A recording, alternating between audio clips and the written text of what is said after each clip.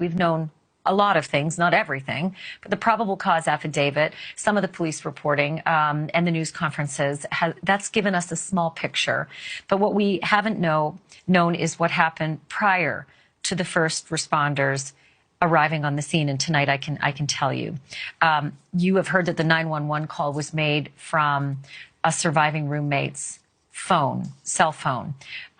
But we can now tell you who it was who made that call. I'm not going to name the person, but it was Ethan's best friend who made the 911 call. And that's because it was Ethan's best friend who made the discovery of Xana and Ethan's bodies. And that is a very tragic and sad detail to report. Up until now, it had been an assumption that there was maybe an unconscious person because it was a guess that there was someone behind the door who wasn't answering a bedroom door.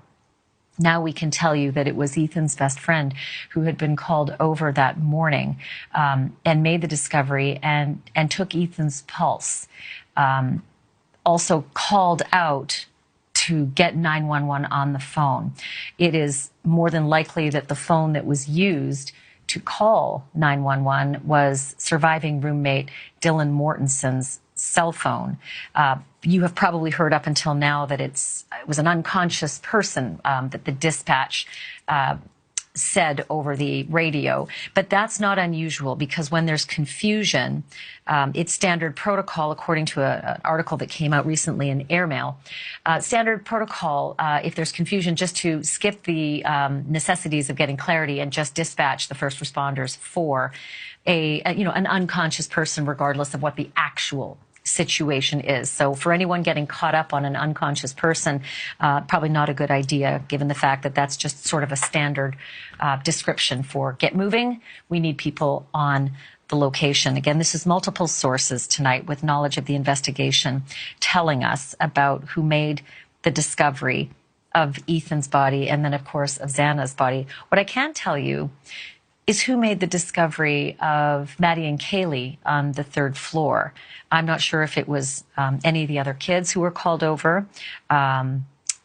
What is, interesting about this whole scenario that played out that morning was that kids came over to the home and then 911 was called. So who knows if there was any knowledge of the carnage that had taken place in that home before the kids came over. I mean, it's college, right? It's Sunday morning after a fun Saturday night.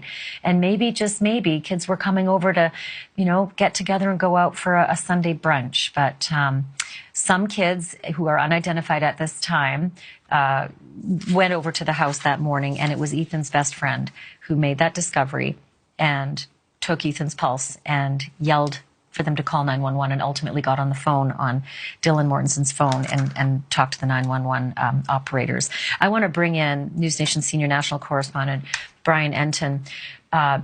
Bryan has been at the forefront of reporting this story. It's such an uncomfortable detail, but it is one piece of the puzzle that we've been trying to figure out in terms of why it's so complicated, that scene the morning of the murders. Yeah, so much of this has been confusing based on the reports we've gotten from police. There have been so many holes and things that they haven't shared. I think beginning with your exclusive reporting last week, things started to make a little bit more sense in terms of surviving roommate Dylan and the fact that she may have thought that there were noises coming from upstairs, but not necessarily noises that meant that something bad was happening or that a murder was happening. That started to explain why she may have not initially called 911, in the middle of the night. Your exclusive reporting sort of shed light on that. And now I think this sort of continues to, again, put the pieces together now to know that there were people who came to the house that morning. And it would make sense, what you said about the unconscious person, that may have just been a categorization that the 911 call was put under. But certainly tragic, as you said, to think that Ethan's best friend, took the pulse. I mean, it's all just so heartbreaking. Honestly, I'm just done trying to figure this out.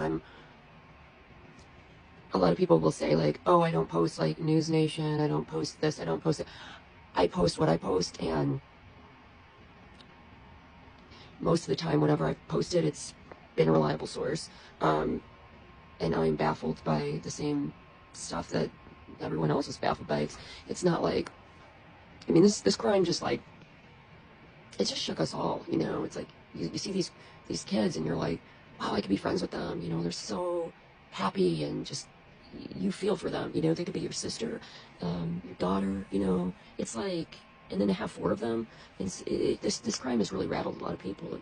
And people just have all these questions, and it's like, you know, these reports come out. Okay, news is just obviously to get ratings. I get that, but it's frustrating to have things come out a little bit here, a little bit there, you know, and get people all worked up. And I don't even know what to think, you know. And a lot of these things are coming back to like initially like things that were said but we didn't have verified.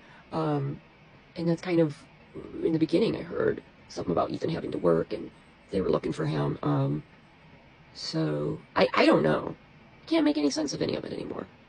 And we all just wait for the trial for all these details to unfold. But, you know, they give us these little pieces of information, and then you're just like, what?